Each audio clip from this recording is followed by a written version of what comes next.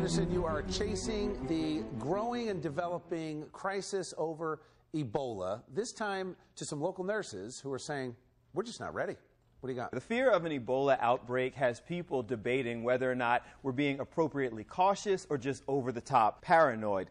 On the caution side, Newark Airport today begins screening all passengers who are coming in from West Africa. At the same time people are calling for extreme caution, we now stumble upon a new video of a Dallas Ebola patient. He's there with all of the people in the protective suits, and he's just carrying a clipboard while he's right there with the Ebola patient. No mask, no protective gear. The action in Dallas directly contradicts with what's going on in New Jersey. The head of the New Jersey State Association for Nurses told me that they're erring on the side of extreme caution, telling their nurses to even treat Ebola like it has the potential to go airborne.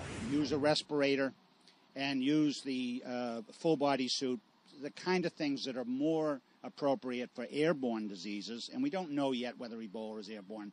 But what we're saying is we should err on the side of precaution. They took it one step further even than that, saying that New Jersey is not fully equipped to handle an Ebola outbreak, and they recommend that anyone who's diagnosed with Ebola get sent out of New Jersey to one of the facilities that's better equipped to actually take care of it. So the lack of consistent information has a lot of people wondering exactly what you're supposed to do. And Bill, I know you're going to tell us you actually went to the Peasant Grill where Dr. Snyderman was seen outside of the grill. I went because I think it's incredibly important to separate hysteria based on ignorance of a specific situation and a very legitimate concern about conflicting and bad information coming from the CDC. So we're sitting having lunch and people are driving by and a couple of folks rolled down their windows and screamed at us. You know, what are you doing there? How could you be there? But you could just see that the stress that this is putting on this small business in New Jersey. There are restaurants all around this area. It's a wonderful place to go. And, you know, they're being lumped in because somebody, Dr. Nancy Snyderman,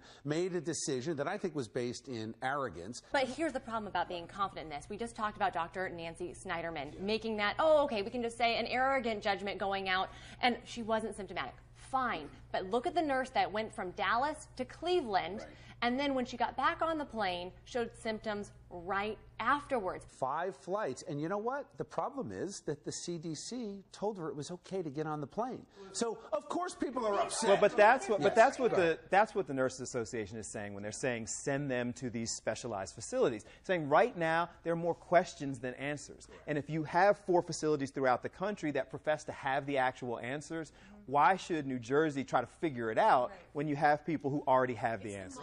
It's the most intelligent contribution we've had to the debate, because everybody's sitting here either placing blame or not doing the job that they're supposed to do. And if there are places that exist that can handle it, we shouldn't be building new facilities. We shouldn't be trying to reinvent the wheel. We should help those people. Veronica, that is such a great point. I referenced it the other day that Dr. Ben Carson was on Fox News talking about this, saying that, you know, it could be airborne. We do have facilities in America that can handle it. Why are we doing this haphazard and having people all over the country when we do have places that are equipped to deal with it? Yeah. And hysteria also brings out the worst we have in society. You have a high school football player in Pennsylvania.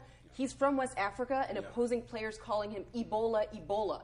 2 soccer coaches were suspended, had to resign because of that. So let's cool our jets here and come up with a real game plan. As a statement, though, for cooler heads, I hope you guys will join me for lunch because I'm going to go back again. And I think that, you know, again, you've got a small business that is potentially suffering because people are acting out of an irrational fear. So I hope you'll all join me.